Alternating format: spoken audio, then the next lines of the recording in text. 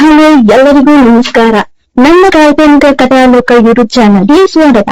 ಇನ್ನು ಯಾರೆಲ್ಲ ಸಬ್ಸ್ಕ್ರೈಬ್ ಆಗಿದ್ದು ಬೇಗ ಸಬ್ಸ್ಕ್ರೈಬ್ ಆಗಿ, ಹಾಗೆ ಮುಂದಿನ ಅಪ್ಡೇಟ್ಸ್ಗಳಿಗಾಗಿ ಬೆಲ್ ಐಕಾನ್ ಅನ್ನು ಒತ್ತುವುದು ಮರೆಯದು. ಶೇರ್ ಕಮೆಂಟ್ ಮಾಡೋದು ಮರೆಯದು.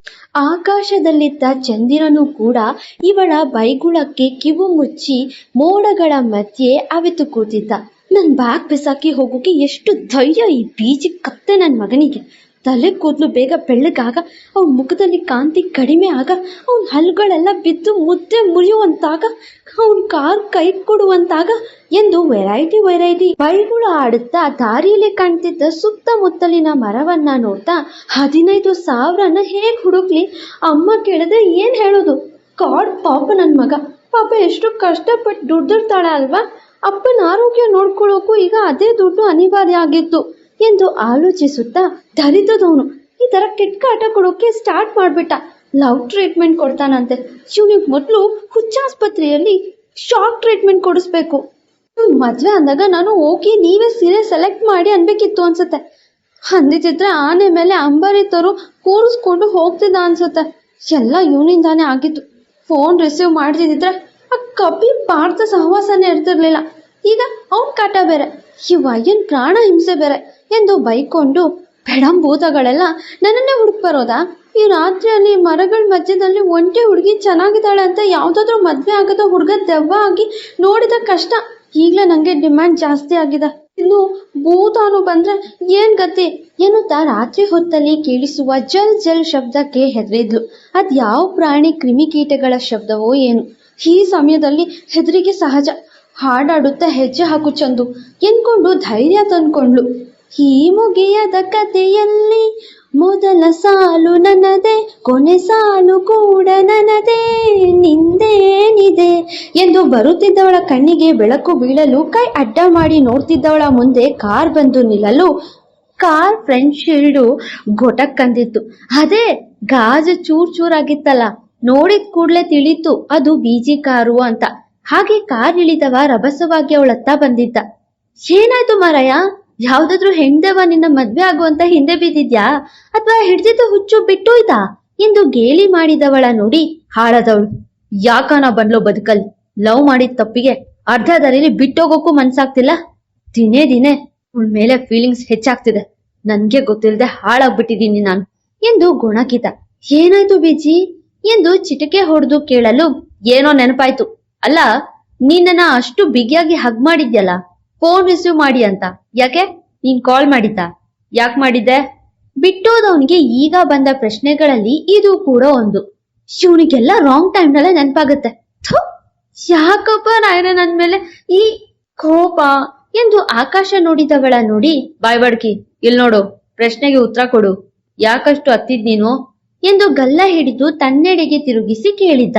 ಅದು ಎಂದು ರಾಗ ಎಳೆದವಳಿಗೆ ಒಂದು ಕ್ಷಣ ಹೇಳೋ ಬೇಡ್ವೋ ಎಂದು ಚಿಂತೆ ಶುರುವಾಯ್ತು. ಹೇಳಿದ್ರೆ ಇವ್ರ ರಿಯಾಕ್ಷನ್ ಹೇಗಿರುತ್ತೆ ಎಂದು ಮನದಟ್ಟು ಮಾಡ್ಕೊಳ್ಳೋವಾಗ್ಲೇ, ಲೂಸು, ಏನ್ ಒಳ್ಳೆ ಮಧ್ಯರಾತ್ರಿ ಹಿಂಗೆ ಮದ್ವೆ ಆದಂಗೆ ನಾನೇನೋ ನಿನ್ನ ಮಾಜಿ ಲವರ್ ಇದ್ದಂಗೆ, ಹೇಳಿದ್ರೆ ನಾನ್ ಹೇಗ್ ರಿಯಾಕ್ಟ್ ಮಾಡ್ತೀನೋ ಅನ್ನೋ ತರ ಆಡ್ತಿದ್ಯಲ್ಲೇ ಎಂ3 ಎಂದು ಅವನೇ ಅರ್ಧ ಸತ್ಯ ಊಹಿಸಿದ್ದಂತೆ ನುಡಿಯಲು, ಒಂದ್ ವೇಳೆ ಹೌದು, ಮದ್ವೆ ಬೇಡ, ನಿಶ್ಚಿತಾರ್ಥ ಆಗೋಯ್ತು ಅಂದ್ರೆ ಏನ್ ಮಾಡ್ತೀರಾ ಎಂದು ಕೇಳಲು ಒಂದೊಮ್ಮೆ ಗಾಬರಿ ಆದ್ರೂ ನಕ್ಕವನಿಗೆ ಹೇಳಿ ಪ್ಲೀಸ್ ಎನ್ನುವವಳ ತೋಳಿಡಿದು ತನ್ನೆಡೆಗೆ ಬರಮಾಡಿಕೊಂಡು, ಅವನ್ ಯಾರೇ ಆಗಿ ಅವನಿಗಿಂತ ಒಂದು ಹೆಜ್ಜೆ ಮುಂದೆ ಹೋಗಿ ನಿನ್ನ ಮದ್ವೆ ಆಗ್ತೀನಿ ಎಂದು ಗಂಭೀರವಾಗಿ ನುಡಿಯಲು ಅಚ್ಚರಿಯಾದಳು. ನೀನೆಷ್ಟೇ ಬೇಡ ಅಂದ್ರು ನನಗೆ ನಿನ್ ಮೇಲೆ ಫೀಲಿಂಗ್ಸ್ ಹೋಗ್ತಿಲ್ಲ ಗಂಡು ಬೀರಿ. ನಿನ್ ಕಣ್ಣುಗಳು ಸಹ ನನ್ನ ಬಯಸೋದು ಈಸಿಲಿ ತಿಳಿತಾ ಇದೆ. ಜಸ್ಟ್ ಒಪ್ಕೋ, ಮಿಕ್ಕೆಲ್ಲವೂ ನಾನ್ ನೋಡ್ಕೋತೀನಿ. ನಿನ್ನ ಖುಷಿ, ನಿನ್ನ ಕಷ್ಟ, ನಿನ್ನ ಪ್ರತಿಯೊಂದು ಹಂತದಲ್ಲೂ ನಾನ್ ಇರ್ತೀನಿ. ನನಗೆ ನೀನ್ ಒಪ್ಪಿದೆ ಅಂತ ಒಂದು ಗ್ರೀನ್ ಸಿಗ್ನಲ್ ಕೊಡು. ಆಮೇಲೆ ಏನೇ ಬಂದ್ರು ಏನೇ ಹೋದ್ರು ನನ್ನ ಜವಾಬ್ದಾರಿ ಅದು ಎಂದು ಹೇಳುತ್ತಿದ್ದವನ ಮಾತಿಗೆ ಖುಷಿ ಪಟ್ಟವಳು ಅವಳ ಮಾತನಲ್ಲಿದ್ದ ನಂಬಿಕೆಗೆ ಇನ್ನೇನು ಅವಳ ಮನಸ್ಸಿನ ನೋವು ಹೇಳ್ಬೇಕು. ಈ ತರ ಹೇಳ್ತೀನಿ ಅಂತ ಊಹೆ ಕೂಡ ಮಾಡ್ಬೇಡ. You lost it and it's over. ಬೇಗ ಹುಡುಗಿ ಹುಡ್ಕೋ ಎಂದು ಅವಳ ಮಾತಿಗೆ ಕತ್ತರಿ ಹಾಕಿದ್ದ ಕತ್ತೆರಾಯ ಬೀಜಿ. ಅವಳ ಈ ನಡತೆಗೆ ಕೋಪಗೊಂಡವಳು ಮುಖ ತಿರುಗಿಸಿದ್ರೆ, ನೀನೆ ಈಗ್ಲೂ ನನ್ನ ಒಪ್ಪು ಅಂತ ಕಾಣ್ತಿಲ್ಲ ಎಂ3. ಈಗ್ಲೂ ಐ ಡೋಂಟ್ ಲೈಕ್ ಯು ಅಂತ ಹೇಳ್ದೆ ಅಂದ್ರೆ ನನ್ ಡಿಪ್ರೆಷನ್ಗೆ ಹೋಗೋ ಚಾನ್ಸ್ ಇದೆ. ಅದಕ್ಕೆ ನಿನ್ನ ನಿನ್ನ ಬಿಡೋ ಮನ್ಸಿಲ್ಲ. ನಿನ್ ಮನ್ಸಲ್ಲಿ ನಾನಿರೋದು ನೀನಾಗಿ ನೀನ್ ಹೇಳೋ ಹಾಗೆ ಮಾಡೋಕೆ ಈ ವರ್ಷೆ ಲವ್ ಟ್ರೀಟ್ಮೆಂಟ್ ಅನ್ನೋ ನೆಪ ಎಂದು ಮನ್ಸಲ್ಲೇ ಅವನ್ ಪ್ರೀತಿನ ಮುಚ್ಚಿಟ್ಟಿದ್ದ ಎನ್ನಾರೆ. ಹಾಗೆ ಕೋಪಗೊಂಡವನಂತೆ ಹತ್ತು ಗಾಡಿ ಎಂದನು. ಅವಳಿಗೂ ಕೋಪ ಇತ್ತು ಅಲ್ವಾ. ನನ್ಗೆ ಮಾನ ಮರ್ಯಾದೆ ಘನತೆ ಗೌರವ ಎಲ್ಲವೂ ಇದೆ ಸರ್. ನೀವು ಹೇಳ್ದಾಗ ಹತ್ತೋಕೆ, ಬೇಡ ಅಂದಾಗ ಇಳಿಯೋಕೆ ನಾನೇನು ನಿಮ್ ಹೆಂಡತಿ ಅಲ್ಲ ಎಂದು ಹೇಳುತ್ತಿದ್ದವಳ ಹೊತ್ತು ತಂದು ಕಾರ್ ಸೀಟಲ್ಲಿ ಕೂರಿಸುತ್ತಾ ಹಾದಿಗೆ ಕಡಿವಾಣ ಹಾಕಿದ್ದ. ಹೆಂಡತಿ ಆಗು ಅಂತಾನೆ ನಾನು ಬಡ್ಕೊಂಡಿದ್ದು ಎಂದಿದ್ದ. ಅವನ್ ಮಾತಿಗೆ ಸುಮ್ಮನೆ ಕುಳಿತು ಬಿಟ್ಟಳು. ನೋಡಿ, ಅವನ ಪ್ರತಿ ಮಾತಲ್ಲೂ ಅವಳ ಮೇಲೆ ಇನ್ನೂ ಉಳಿದಿರುವ ಫೀಲಿಂಗ್ಸ್ ಕಾಣತ್ತೆ. ಆದ್ರೆ ಪುನಃ ಅವಳಿಂದ ತನ್ನ ರಿಜೆಕ್ಟೆಡ್ ಎಂದು ಕೇಳುವ ಮನಸ್ಸಿಲ್ಲ ಪಾಪ ಬಿಳಿ ಗೋರಿಲಾಗೆ. ಕಾರ್ ಶುರು ಮಾಡಿ ಹಾಗೆ ಅವಳನ್ನೇ ನೋಡುತ್ತಾ ಮನಸ್ಸಲ್ಲಿ ಅವಳ ಬಗ್ಗೆಯೇ ಚಿಂತಿಸುತ್ತಿದ್ದವ ಅಲ್ಲಲ್ಲೇ ಬಿದ್ದಿದ್ದ ಗಾಜಿಗೆ ಗಮನ ಕೊಡದೆ ಕೈ ತಾಗಿ ಔಚ್ ಎಂದು ಗಾಡಿ ನಿಲ್ಲಿಸಿ ಕಾರನ್ನ ಫುಟ್ಪಾತ್ ಮೇಲೆ ಹಾಕಲು, ಸರ್ ಏನಾಯ್ತು? ನೋಡ್ಕೊಂಡ್ ಕೈ ಇಡೋದಲ್ವಾ ನೀವು? ಎಷ್ಟು ಬ್ಲೀಡ್ ಆಗ್ತಿದೆ ನೋಡಿ, ಫಸ್ಟ್ ಏಡ್ ಬಾಕ್ಸ್ ಇಲ್ವಾ ಎನ್ನುತ್ತಾ ಅವನ ಕೈ ಹಿಡಿದು ಕಾಳಜಿ ತೋರಿಸ್ತಾ ಗಾಬರಿಯಾದವಳ ನುಡಿ, ಅಲ್ಲಿದೆ ಎಂದು ಕೈ ಮುಂದೆ ಮಾಡಿ ತೋರಿಸಿದ. ಬಾಕ್ಸ್ ತೆರೆದು ಹಾಗೆ ಬ್ಯಾಂಡೇಜ್ ಮಾಡ್ತಿದ್ದವಳ ಕಾಳಜಿ ನೋಡ್ತಾ ಬೀಜಿ ಮನಸ್ಸು ಮತ್ತೆ ಮತ್ತೆ ಅವಳನ್ನೇ ಬಯಸಿತ್ತು. ಸಾರಿ ಸರ್, ಇದೆಲ್ಲ ನಂದೇ ತಪ್ಪು. ಕೋಪದಲ್ಲಿ ನಾನೇ ಗಾಡಿ ಮೇಲೆ ಕಲ್ಲಾಗ್ದೆ. ಈಗ ಈ ಗಾಯಕ್ಕೆ ನಾನೇ ಕಾರಣ ಎನ್ನುತ್ತಾ ಕೈ ಹಿಡ್ದಿದ್ದವಳ ಹಾಗೆ ತನ್ನೆಡೆಗೆ ಎಳೆದವ, ಇದೆಲ್ಲ ಏನು ಮಿಸ್ ಚಂದನ? ಈ ಕಾಳಜಿ, ಮಾತು, ಈ ಬಿಹೇವಿಯರ್ ಏನಿದಲ್ಲ ಮತ್ತೆ ಮತ್ತೆ ನನ್ನ ತಲೆ ಕೆಡಿಸುವ ಪ್ಲಾನ ಎಂದು ನೋಟಕ್ಕೆ ನೋಟ ಬೆಸೆದು ಕೇಳಲು, ಹಾಗೇನಿಲ್ಲ, ನಿಮ್ ಜಾಗದಲ್ಲಿ ಬೇರೆ ಯಾರಿದ್ರು ಹೀಗೆ ಕಾಳಜಿ ಮಾಡ್ತಿದ್ದೆ ಎಂದಿದ್ದೆ. ಅವಳು ಕಟ್ಟಿದ ಬ್ಯಾಂಡೇಜ್ ಕಿತ್ತು ಬಿಸಾಕಿ ತಾನೇ ಒಂದು ಬ್ಯಾಂಡೇಜ್ ಕಟ್ಕೊಂಡ ಮನಸ್ಸಿಗೆ ಹಿಡಿಸಿದಂತೆ. ಯಾಕ್ ಸರ್, ಏನಾಗಿತ್ತು ಆ ಬ್ಯಾಂಡೇಜ್ ಎಂದು ನೋಡ್ತಿದ್ದವಳಿಗೆ, ಗಾಯ ಬರೀ ಕೈಗಲ್ಲ ಮನಸ್ಗೂ ಆಗಿದೆ. ಈ ಕೈಗೆ ನಿನ್ನ ಆರೈಕೆ ಕಾಳಜಿ ಏನೂ ಬೇಡ, ಸಾಧ್ಯವಾದರೆ ಮನಸ್ಸಿಗೆ ಮಾಡು ಬ್ಯಾಂಡೇಜ್ ಎಂದು ರೇಗಿದ. ಅವಳು ಸಿಡುಕಲ್ಲೇ ಮೂತಿ ತಿರುವಿ ಕಿಟಕಿ ಕಡೆ ತಿರುಗಿದ್ಲು. ಮನೆ ಬಂತು ಇಳಿ ಎನ್ನುತ್ತಿದ್ದವ ಧ್ವನಿ ಕೇಳಿ ಇನ್ನು ಕಾರಿಂದ ಇಳಿಯದಿರಲು, ಯಾಕೆ ಕಾಲಿಗೇನಾದ್ರೂ ರೋಗ ಬಂದಿದ್ಯಾ, ಇಳಿ ಬೇಗ ಎಂದು ಗದರಿದ. ಹೇಗೆ ಇಳಿಲಿ? ಅಮ್ಮ ಬ್ಯಾಗ್ ಇಲ್ಲಿ, ದುಡ್ಡೆಲ್ಲಿ ಅಂದ್ರೆ ಎಂದು ಅವನನ್ನೇ ಪ್ರಶ್ನಿಸಲು, ಅದು ನಿನ್ನ ಮನೆ ವಿಷಯ, ಐ ಡೋಂಟ್ ಮೈಂಡ್ ಎನ್ನಲು ಅವನು ಉತ್ತರಕ್ಕೆ ರೇಗಿ ಇಳಿದಳು. ಹಾಗೆ ಒಂದು ಮಾತಾಡದೆ ಹೋಗುವಾಗ, ಹೇ ಹೆಮ್ತ್ರಿ ಎಂದು ಕರೆದನು. ಇನ್ನು ತಿರುಗದೆ ಹೋಗ್ತಿರಲು, ಲೇ ಗಂಡು ಬಿರಿ ಮತ್ತೆ ಕರೆದನು. ಮತ್ತೆ ತಿರುಗದವಳನ್ನ ನೋಡಿ ಅವನೇ ಓಡಿ ಬಂದನು. ಏ ವಯ್ಯಾರಿ ನಿಲ್ಲು, ಡಂಬ ಡಫ ಎಂದು ಕೋಪದಿಂದ ಕೇಳಿದ. ಏನು ದಾರಿಲಿ ನಿಮ್ಮ ರಗಳೆ ನೆಲ್ಲ ನೋಡ್ತಾನೆ ನುಡಿದ್ಲು. ಬ್ಯಾಗ್ ಬೇಡ್ವಾ ಎನ್ನಲು, ಆಕಾಶದಲ್ಲಿದ್ದ ಚಂದಿರ ಕ್ಯಾಚ್ ಹಿಡ್ತಿದ್ದಾನೆ ನೋಡಿ, ನನ್ಗೆ ರಿಟರ್ನ್ ಮಾಡೋಕೆ, ಹೋಗ್ರೆ ಸುಮ್ನೆ ಎಂದು ಹೋಗುವವಳ ಕೈ ಹಿಡಿದು ಬ್ಯಾಗ್ ಕೊಟ್ಟನು. ನೋಡಿದವಳು, ಇದು ನಂದೇ ಬ್ಯಾಗು ಎಂದು ಓಪನ್ ಮಾಡಿ ಎಲ್ಲವನ್ನೂ ಪರೀಕ್ಷಿಸಿ ಖುಷಿ ಪಡ್ತಾ, ವಾವ್ ಎಲ್ ಸಿಕ್ತು ಎನ್ನಲು ಅವಳ ಖುಷಿಗೆ ಸೋದಂತೆ ಕೊಂಚ ನಕ್ಕನು. ನಂತರ ಮತ್ತೆ ಹಾಗೆ ಸೀರಿಯಸ್ ಮುಖದಲ್ಲಿ, ಸಂತೆಯಲ್ಲಿ 10 ರೂಪಾಯಿಗೊಂದು ಅಂದ್ರು, ಅದಕ್ಕೆ ಎತ್ತಾಕೊಂಡು ಬಂದೆ ಎಂದು ಉತ್ತರಿಸಿ, ಹೋಗೋ ಬ್ಯಾಗ್ ಸಿಕ್ತಲ್ವಾ ಎಂದು ಹೋಗುವವನಿಗೂ ಮನಸ್ಸಲ್ಲಿ ಅವಳ ಖುಷಿ ಕಂಡು ತೃಪ್ತಿಯಾಗಿತ್ತು. ಬ್ಯಾಗ್ ಹಿಡ್ದವಳು ಕೂಡ ನಗುತ್ತಾ ಮನಸ್ಸಲ್ಲೇ ಥ್ಯಾಂಕ್ಸ್ ತಿಳಿಸಿದ್ಲು. ಲೇ ಗಂಡು ಬಿರಿ, ಹುಡುಗಿ ನೋಡೋದು ಮರಿಬೇಡ ಎನ್ನುತ್ತಾ ನೆನಪಿಸಿದವನಿಗೆ, ಅದು ನನ್ನ ಜವಾಬ್ದಾರಿ, ನಿಮ್ದಲ್ಲ ಎಂದು ನಗುತ್ತಾ ಮನೆ ಸೇರಿದಳು. ಆದ್ರೆ ಅಲ್ಲೇ ಇದ್ದ ಯಾರೋ ಕಿಡಿಗೇಡಿಗಳು ಈ ವಿಚಾರವನ್ನ ಪಾರ್ಥನಿಗೆ ತಿಳಿಸಿದ್ರು. ಅವ್ರ ಮಾತು ಸರಿಯಾಗಿ ಕೇಳಿಸ್ಕೊಳ್ದೆ. ಆ ರಾತ್ರಿ ಇಂಚು ಸುಖಕರ ನಿದ್ರೆಗೆ ಜಾರಿರಲು ನಮ್ಮ ಹೀರೋ M3 ಮೇಲೆ ಕೋಪದ ಜೊತೆ ಪ್ರೀತಿಯನ್ನೇ ನೆನೆದು, ಈ M3 ನನ್ಗೆ ಯಾಕೆ ಕಾಲ್ ಮಾಡಿದ್ದು ಎಂದು ಯೋಚಿಸುತ್ತಾ, ಅವತ್ ರಾತ್ರಿ ಬಂದಿದ್ದ ನಂಬರ್ ನೋಡಿ ಇದಕ್ಕೆ ಮತ್ತೆ ಕಾಲ್ ಮಾಡಿ ನೋಡ್ತೀನಿ, ಏನೋ ನೋಡೋಣ ಎಂದು ಕಾಲ್ ಹಚ್ಚಲು ಆಸ್ಪತ್ರೆಯಲ್ಲಿ ರಿಸೆಪ್ಷನಿಸ್ಟ್ ಇಲ್ಲದ ಕಾರಣ ಕಾಲ್ ಯಾರು ಪಿಕ್ ಮಾಡ್ಲಿಲ್ಲ. ಯಾವುದು ಈ ನಂಬರು? Land line.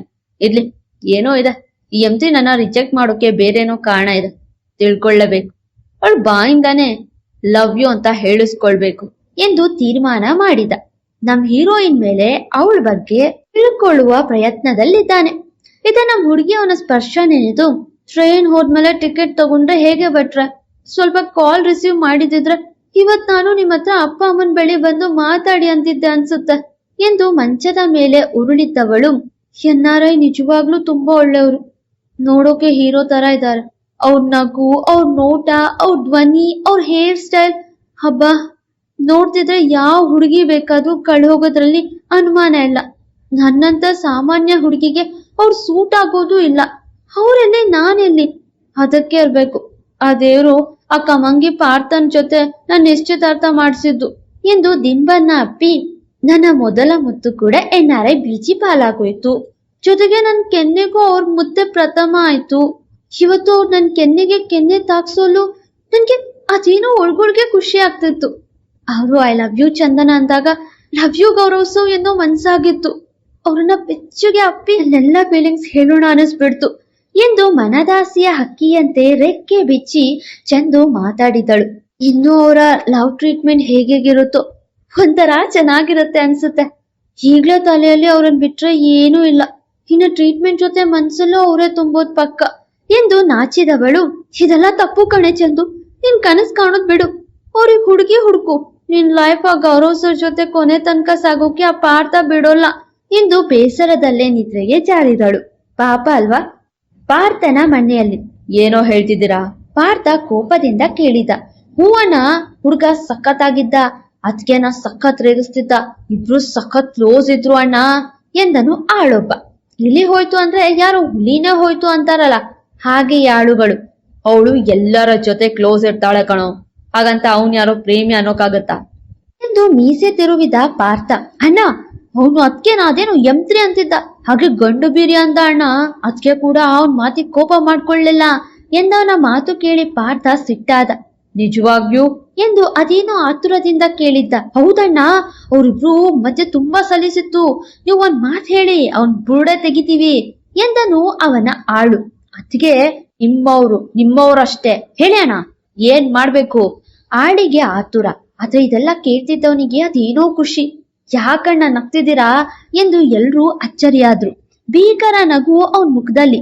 ಮೀಸೆ ತಿರುವುತ್ತಾ ಅಲ್ಲಿದ್ದ ಕುರ್ಚಿ ಮೇಲೆ ಕೂತವನು ಅವಳು ಅವನೊಂದಿಗೆ ತೀರಾ ಸನಿಹ ಆಗ್ಬೇಕು ಎಂದನು. ಎಲ್ಲರೂ ಮುಖ ನೋಡ್ಕೊಂಡ್ರು. ಅವಳು ಅವನಿಗೆ ತೀರಾ ಸನಿಹ ಆಗ್ಬೇಕು, ಅದನ್ ನೀವು ಸೆರೆ ಹಿಡಿದು ನಾನ್ ಅವಳನ್ನ ಮದ್ವೆ ಆಗುವ ಹೊತ್ತಿಗೆ ನನ್ ಕೈ ಸೇರಿಸ್ಬೇಕು ಎಂದು ಮೀಸೆ ತಿರುವಿ ನಕ್ಕನು. ಯಾಕಣ್ಣ ಎಂದು ಕೇಳಲು, ಅಯ್ಯೋ ಅದ್ಕೆ ಮರ್ಯಾದೆ ಹೋದ್ರೆ ನಿಮ್ದು ಹೋದಂತೆ ಅಲ್ವಾ ಅಣ್ಣ? ಇನ್ನೊಬ್ಬ ಆಳಿನ ಅನುಮಾನ. ಅತ್ತಿಗೆನ? ಯಾರು ಅತ್ತಿಗೆ? ಯಾರು? ಅವಳು ಬಾಳನ್ನ ನಾನು ಮಾಡ್ತೀನಿ ಕತ್ತಲೆ ಎಂದು ಸೇಡಿನ ಪಣ ತೊಟ್ಟಂತೆ ಬೀಗಿದ. ಅವತ್ತು ಅವ್ರು ಮಾಡಿದ್ದ ಅವಮಾನಕ್ಕೆ ನನ್ನ ಅಪ್ಪ ಅಮ್ಮ ನೇಣಾಕೊಂಡ್ ಸತ್ರು. ಆಗ್ಲೇ ತೀರ್ಮಾನಿಸ್ದೆ ಅವ್ರ ಬಾಳು ಹರಾಜಾಕ್ಬೇಕು ಅಂತ ಎಂದು ಕೆಂಗಣ್ಣನಿಂದ ಅದೇನನ್ನೋ ನೆನೆದು ಕೋಪಗೊಂಡು, ಮಿಡಲ್ ಕ್ಲಾಸ್ ಮನೆಯಲ್ಲಿ ಮಾನಕ್ ಹೆದ್ರೋರೆ ಹೆಚ್ಚು. ಅವಳು ಮಾನ ಹರಾಜಾಕಿ ನಾಯಿ ಮುಟ್ಟಿದ ಮಡಕೆ ಮಾಡಿಲ್ಲ. ನಾನು ಪಾರ್ಥ ಶಂಕರ್ ಅಲ್ವೇ ಅಲ್ಲ ಎಂದು ಅವನ ಅಸಲಿ ಮುಖ ಹೊರಗಾಕಿದ್ದ. ಆ ಕಾರಣಕ್ಕೆ ನಾನೇ ಅವ್ರ ಅಪ್ಪನನ್ನ ಆಕ್ಸಿಡೆಂಟ್ ಕೂಡ ಮಾಡಿಸಿದ್ದು ಎಂದು ತಾನೇ ಚಂದು ಅಪ್ಪನನ್ನ ಆಕ್ಸಿಡೆಂಟ್ ಮಾಡಿದ್ದು ಎಂದು ಹೇಳ್ತಾ ಅವಳನ್ನ ದಿಕ್ಕಿಲ್ಲದ ಸ್ಥಿತಿಗೆ ಸಿಲುಕಿ ನನ್ನ ನಿಶ್ಚಿತಾರ್ಥ ಮಾಡ್ಕೊಳ್ಳೋಕೆ ಒಪ್ಸಿದ್ದು. ನೆಕ್ಸ್ಟ್ ಮದ್ವೆ ಕೂಡ ಹಾಗೆ ಆಗ್ಬೇಕು. ನನ್ ಕಾಲಿನ ಧೂಳನ್ನು ಒರೆಸು ಅಂದ್ರೆ ತನ್ನ ಮುಖದಲ್ಲಿ ಒರೆಸೋಕೆ ಸಿದ್ಧ ಆಗ್ಬೇಕು ಅವಳು ಎನ್ನುತ್ತಾ ಆಳುಗಳಿಗೆ ಏನನ್ನೋ ಹೇಳಿ, ಇಷ್ಟು ಮಾಡಿ ಮಿಕ್ಕಿದ್ದು ನನ್ನ ಇಚ್ಛೆ ಎಂದು ವಜ್ರಮುನಿ ನಗು ತೋರಿದ್ದ. ಇದು ಪ್ರೀತಿಯಲ್ಲ. ಅಪ್ಪನ ನೆಪ ಹಿಡಿದು ಅವಳನ್ನ ಲಾಕ್ ಮಾಡಿಕೊಂಡನು ಪಾಪಿ. ಈಗ ಅವಳ ನೆಕ್ಸ್ಟ್ ಕತೆಗೆ ಹೀರೋ ಎಂಟ್ರಿ ಸಿಗುತ್ತೋ ನೋಬರಿ. ಚಂದು ಮದ್ವೆ ನೆಕ್ಸ್ಟ್ ವೀಕ್ ಮಾಡೇ ಬಿಡೋಣ, ಮುಂದೆ ನೋಡೋಣ. ಅಸಲಿ ಕತೆ ಹೇಗೆ ನಮ್ಮ NRI ತಿಳ್ಕೊಳ್ತಾನೆ, ಇಲ್ಲ NRIಗೆ ಅಸಲಿ ಕತೆ ತಿಳಿಯೋಕ್ಕೂ ಮುಂಚೆ ಎಡವಟ್ಟು ರಾಣಿ ರೆಬಲ್ ಕ್ವೀನ್ ಏನ್ ಮಾಡ್ತಾಳೆ, ಇದರೆಲ್ಲರ ಮಧ್ಯೆ ಈ ಪಾರ್ಥ ಅದೇನು ಪ್ಲಾನ್ ಮಾಡಿದಾನೆ ಎಲ್ಲ ನೋಡೋಣ. ಮತ್ತೆ ಸಿಗುವ. Thank you. ಫಾಲೋ ಮಾಡಿ ಕಾಲ್ಪನಿಕ ಕಥಾಲೋಕ. ಮತ್ತೆ ಸಿಗುವ.